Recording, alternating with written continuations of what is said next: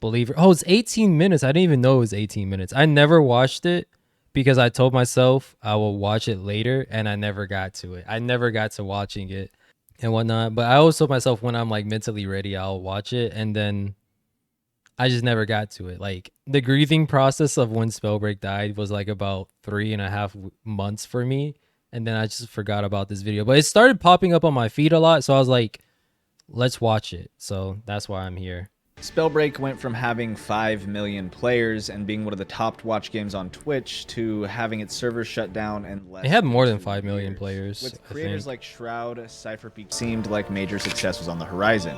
Dude, this game needs to be played by everybody. But sadly, it slipped through Proletariat's fingers. I do want to take a moment to say that I don't intend on hating on any of the developers of the game with this video. I've talked to many of the people at Proletariat personally, and I consider a lot of them. When you think about the face of Spellbreak, who would you say was the face of Spellbreak? Was it Marcus? Was Marcus the face of Spellbreak? Because like the early days of Fortnite, it was Ninja, right? Does Fortnite even have a face of Fortnite nowadays? Like, can your game be so big that there isn't really like the face of the game? You know, like, I mean, I guess maybe Cypher PK might be close to being the face of Fortnite. Like the face of Valorant, for at least for North America, I would say is Tens. Tens is very global. He's a global star. So like for Valorant, the face of like Valorant is Tens, I guess, in a way. But I wouldn't really know. Game's too hard. That's why it's gone. Yeah, so many people said that. So many people say that Spellbreak died because the game was too hard, which doesn't make any sense to me. Like Apex was so much harder than Spellbreak on release, bro. Like Apex, till this day, I struggle to get a win in Apex, bro. That game is so much harder than Spellbreak. Same thing with Fortnite build mode. Fortnite build mode is harder than Spellbreak any day, and that was during a time when Fortnite didn't have like 0 builds either, and it was thriving. I don't think that's why it died. There's a couple of reasons, but I trust Marcus. He'll say why. Yeah, League of Legends has Faker. Faker's definitely like the face of League, but yeah, I guess like if you're like an OG player and you've been playing since like the alpha and beta, I guess for you the face of Spellbreak would have been Marcus. I wonder like for people who are just new to the game on launch, who would be your face of the game? Also, Spellbreak is one of my favorite games of all time and played a really key part in launching my career and content. So to everyone at Proletariat, I want to give a sincere thank you for creating this game and for all the memories that came along with it. I wish you nothing but the best. I stumbled across Spellbreak in December of 2018. Dang, I never played the alpha. At first glance, I wasn't that impressed by it, but I was looking for a game to make content on that didn't have a crazy amount of competition. At the time, Spellbreak was in pre-alpha and under NDA. So look at that Blink. No content on the game other than I never got a chance to play Blink in alpha. YouTube channel. I don't remember whether it took days or weeks, but eventually something clicked and I fell in love with Spellbreak. The unique mechanics of the game were unlike any other game that I had played. That sentence is still true to this day. Big facts. Being able to harness multiple elements and abilities in a third-person shooter just hasn't been touched on. Okay, Marcus showing out. The first showing thing it how it's done. To stand out about the game to a lot of people and intrigues a lot of players is the ability to combine elements. Big facts. Although this was really cool and oftentimes useful, the combinations themselves were pretty limited. You would basically either combine an element with lightning to stun an enemy or combine an element with fire or toxic to do extra damage. The most popular form of this being the combination of the two, creating Dragonfire. Combine Dragonfire with the Tornado and you get the only 3-element combo in the game. It's crazy. A lot of people like the Spellbreak, like the Spellbreak so combos. Really wasn't that useful. Yes. Going alongside the elemental combinations was the class system. I'm surprised he didn't mention this. Like Marcus was like a Frostborn main. He didn't mention like the versatility of like the Frostborn sorcery with Tox. Like that's a peanut butter and jelly combo right there, bro. Same thing with Kamsky. I remember seeing so many of like Kamsky's clips just pokeballing people and then slapping them with a Tox gauntlet, or just like, you know, the fact that you can take out a firewall. You know, if someone places a firewall, you place your ice sorcery and then you throw your freaking Tox gauntlet to take away the firewall. I remember Trago doing that a couple of times in his like movement montages, or just in his streams, really. Like that was really cool, like the way that you can like counter other counters and then you just like different tactics depending on like what your offhand gauntlet was.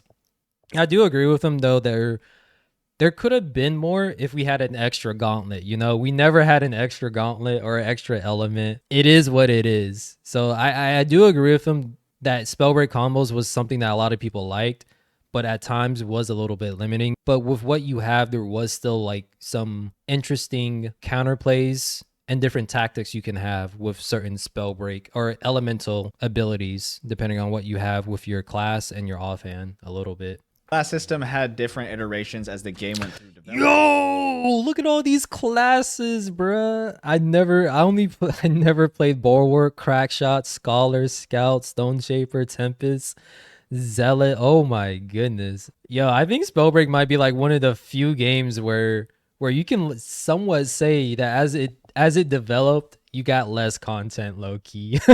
Like if you're someone who played this game since the alpha, you got like negative content. Low key. Let me not say that. We had Dominion in chapter 2, Clash, which was just like TDM.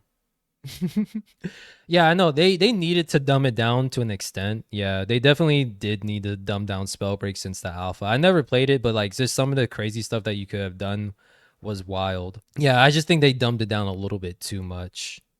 Just a little bit too much. And initially, starting out as a dual class system where you'd pick 2 classes and get random unlocks as you'd go throughout the game. Later, they settled on a solo class system where instead of the RNG, you would have a linear progression as you played. People had different opinions on this, but personally, I liked the solo class system as it felt like it gave each class more of an identity, whereas the dual class system felt like choosing 2 sets of potential buffs. Yeah, it was that had better. Less of an impact on It was playstyle unless the RNG landed in your favor. Also, the solo class system, felt like choosing 2 sets of potential buffs that had less of an impact.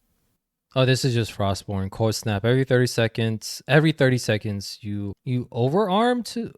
Oh, over armor. Okay. I know how to read, honestly. It was just this gap right here. I didn't know it was together. Over armor to 50.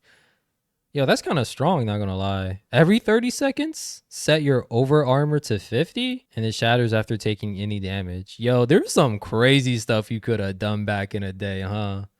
Oh my goodness. That's your starting ability, too.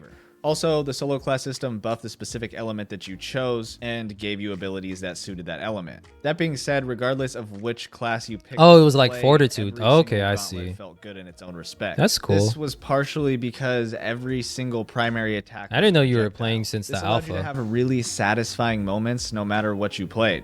These moments can include, but aren't limited to, charging up and landing an ice shot from crazy distance. Oh my god. Landing multiple slow-moving fireballs in a row.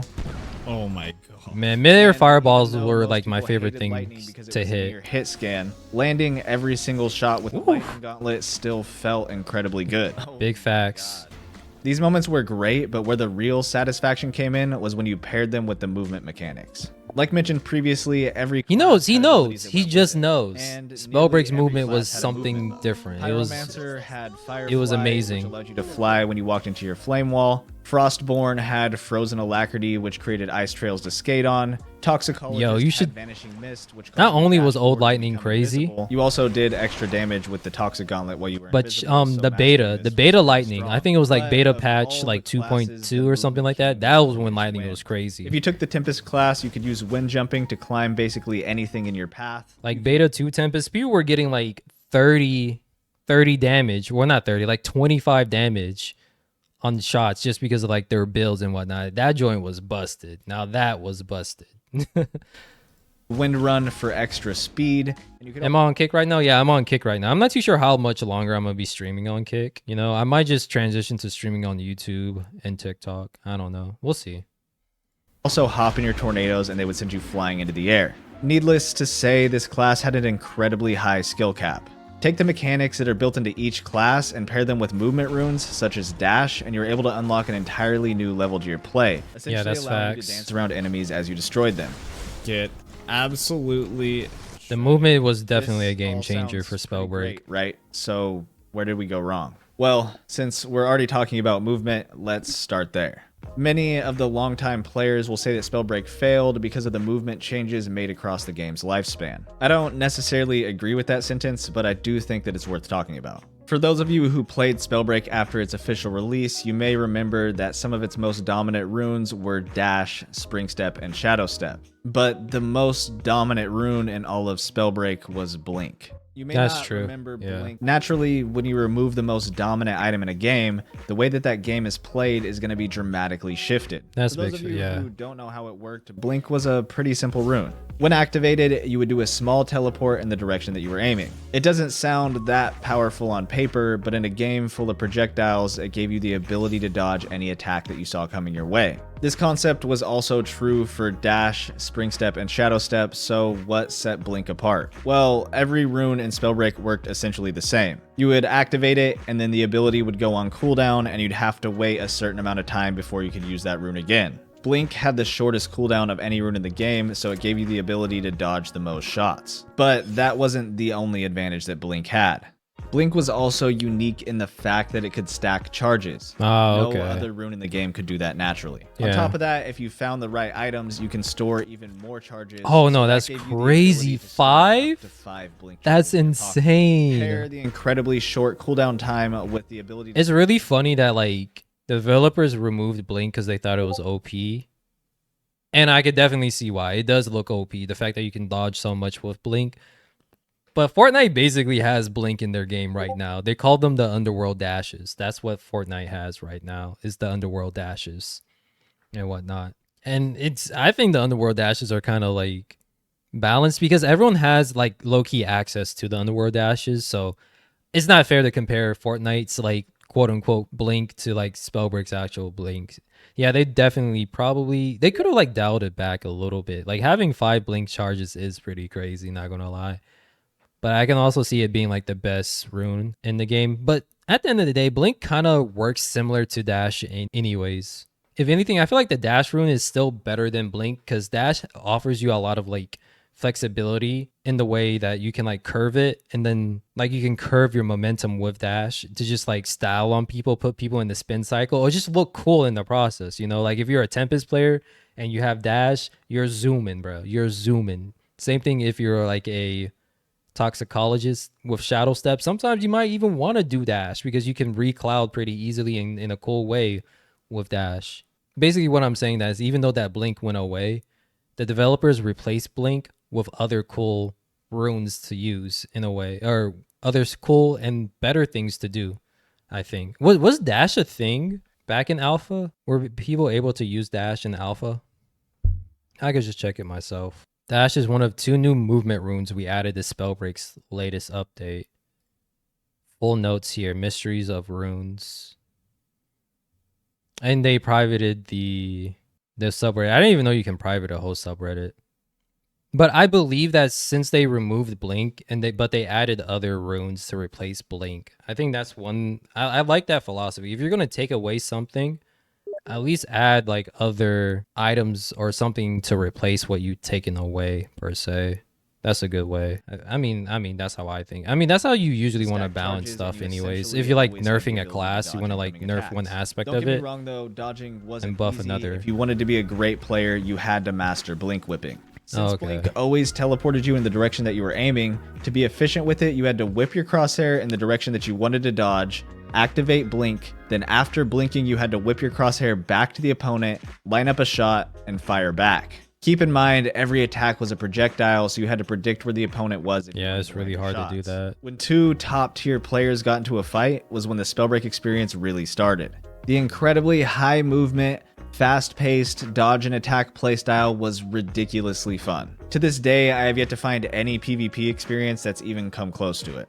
And that was the issue. If you didn't have Blink and your opponent did, then you were at a crazy disadvantage. Blink was an epic rarity rune, so it wasn't the easiest thing to find, and if you died to someone who had Blink while you didn't, it was always frustrating. This man's really giving us the whole history of Spellbreak, and I'm not even mad at it. Would always have it. But that wasn't added into the game until they added Dodge in Chapter 3. This was the last chapter that Spellbreak would ever release, so it was a bit late to try and add it in at that point. Dodge didn't let you move vertically like Blink did, so it was less useful. The removal of Blink wasn't the only thing Dodge that was lowered the skill cap. trash. There was also some other major We lost Crouch for Dodge. carry He just gauntlets in didn't your hit the pocket same. and swap to them at any time. This led to a high mobility playstyle where you would swap between gauntlets on one hand while always keeping the wind gauntlet equipped to the other.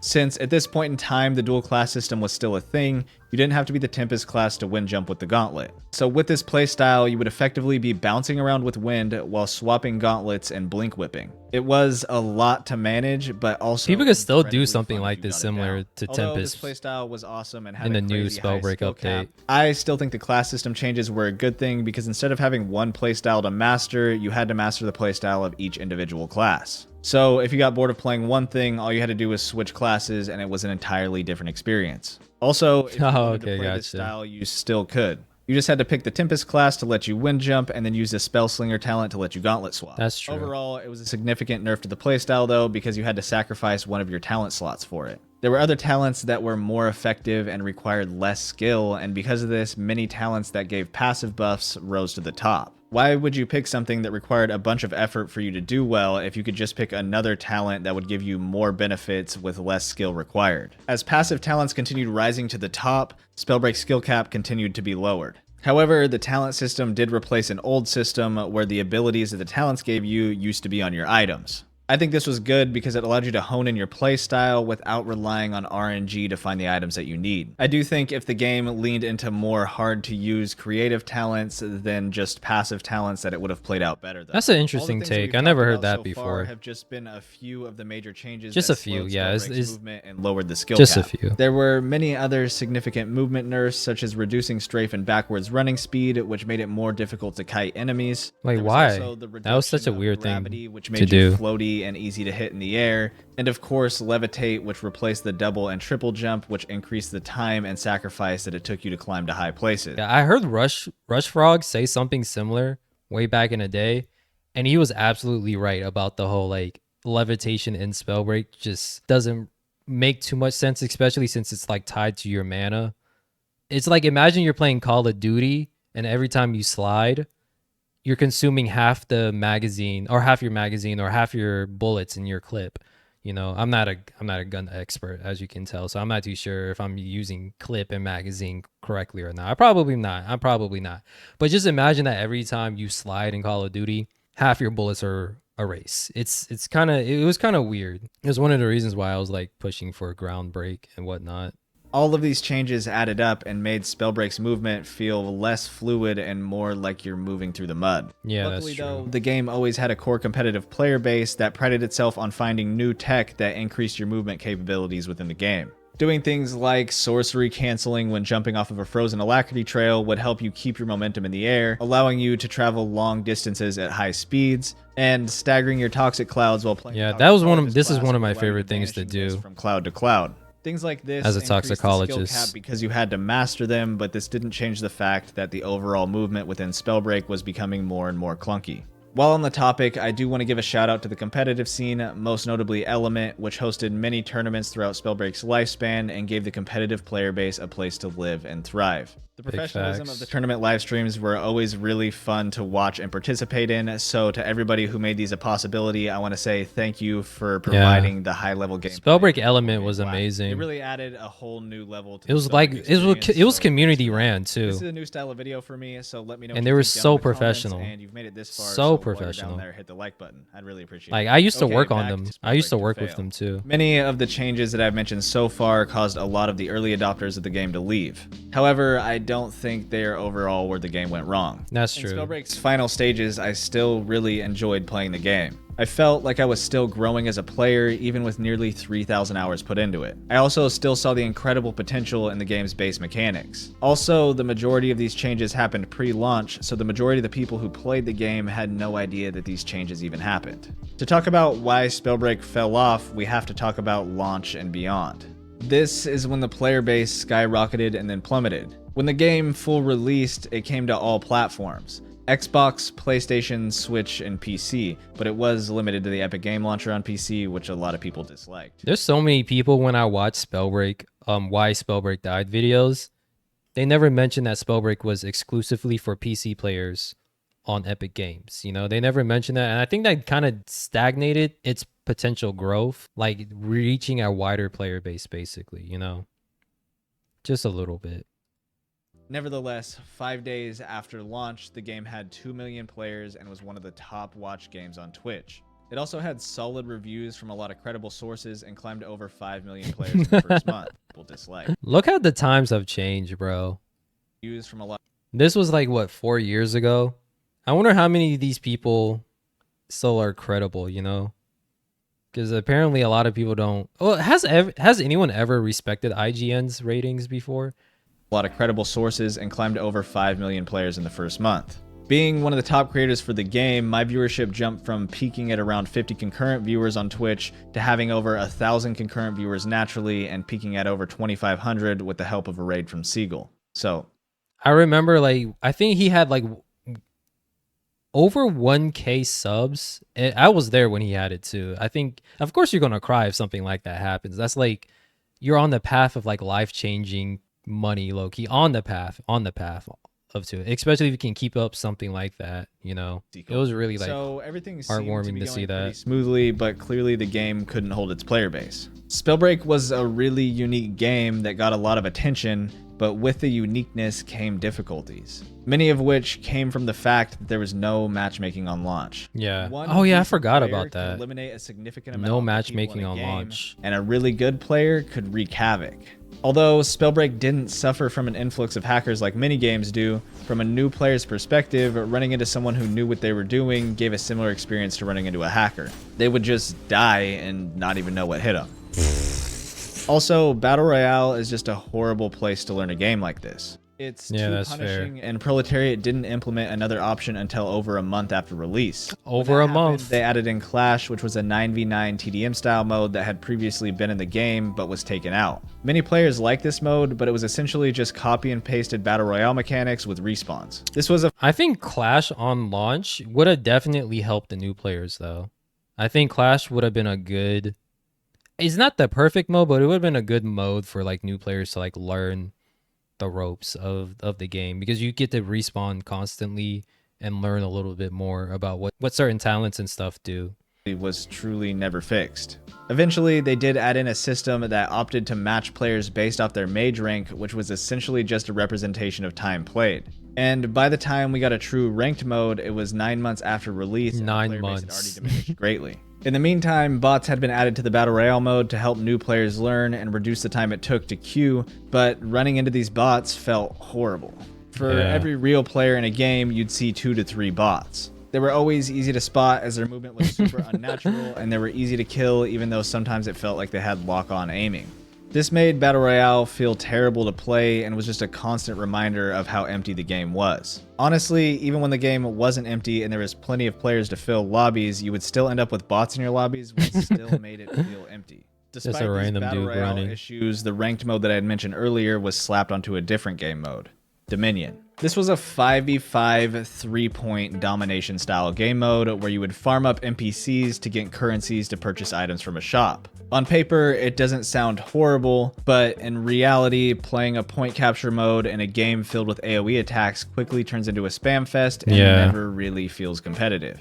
On top of that, the store that you would buy items from was a semi-random array of 3 items that you had a choice to purchase from. The RNG was unnecessary. The mode that they were trying to push is competitive. Also, out of the gate, the rank system was basically just a time sink because the way it was set up essentially had you always climbing ranks. You can never lose. It really just took a certain amount of time before you hit the top rank, and it didn't actually reflect how skilled you were. These points really only paint a small part of the picture of why I think that Spellbreak failed. There was no good way to learn the game, and on top of that, there was no reason to grind the game unless you paid for extra content. Buying a battle pass is okay and generally accepted in a free-to-play model, but they also did weird things like hiding the class skins behind a paywall. These skins were tiered, so if you use the element, he's bringing up a lot of points that I even forgot to mention in a future video. These would have been a nice goal to naturally implement in the game to give players something to strive for, but instead you were forced to pay $20 for each skin, so casual players weren't inclined to buy them.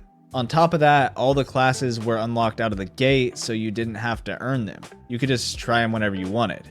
This caused players to jump from class to class, never really learning one before switching to another. Needing to unlock the classes would have given you something to grind towards. It also would have incentivized you to learn the class once you bought it because you spent your time to unlock it. On top of that, we never saw a new element added into the game. We had the same 6 classes since mid-2019. That's 2 years of updates with no new classes and no new runes. It just blows my mind. They shuffled the talents and updated the map, but none of the updates were really big enough to pull a significant amount of attention back to the game. Looking back at it, it seemed like there was no real direction for the game with huge amounts of time between updates. Launching on all platforms slows down releases as you have to get the update approved by each platform before pushing the update, but either way, most of the updates felt incremental at best. However, the store seemed to have a new skin in it every other day, which made players feel like they were more focused on monetizing the game than actually supporting it. Yes, I know the art team is a separate entity from the people who are implementing the gameplay updates, but that doesn't change the fact that it left a bad taste in players' mouths. Either way, both of these entities managed to make something amazing with the beautiful art and the incredible gameplay mechanics, but somewhere along the way they got lost. If you want to speculate, a lot of the weird changes happened after they received $20 million in funding, so maybe some internal corporate direction led them astray. Nevertheless, I never thought about that either. Chapter patch in May of 2021, everything seemed to be normal. That was until September 30th. The Spellbreak devs tweeted that day, and then went... Oh yeah, they did go ghost on us. After the release of patch 3.1, they really did. The final Spellbreak update, Proletariat announced that they were bought by Blizzard to work on WoW and that they'll be shutting down the Spellbreak servers. The servers will stay up until January 9th, 2023, but after that, Spellbreak will be gone. I don't want to record this part. Yeah.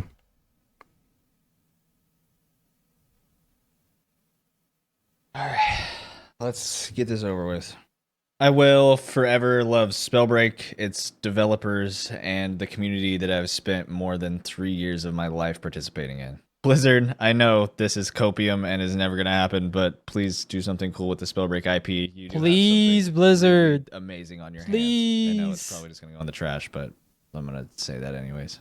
This game will always be on my greatest of all time list, and I'll always hold this era. It's not too late, Blizzard. Bring it back. The best moments of my life can be directly attributed to Spellbreak, so I just want to say thank you to everybody who worked on it and everybody who... Spelly, we got Plunderstorm, yeah. Plunderstorm, that was a limited time game mode. It's been amazing. Plunderstorm, that was a limited time game mode, but a lot of the people in the WoW community loved.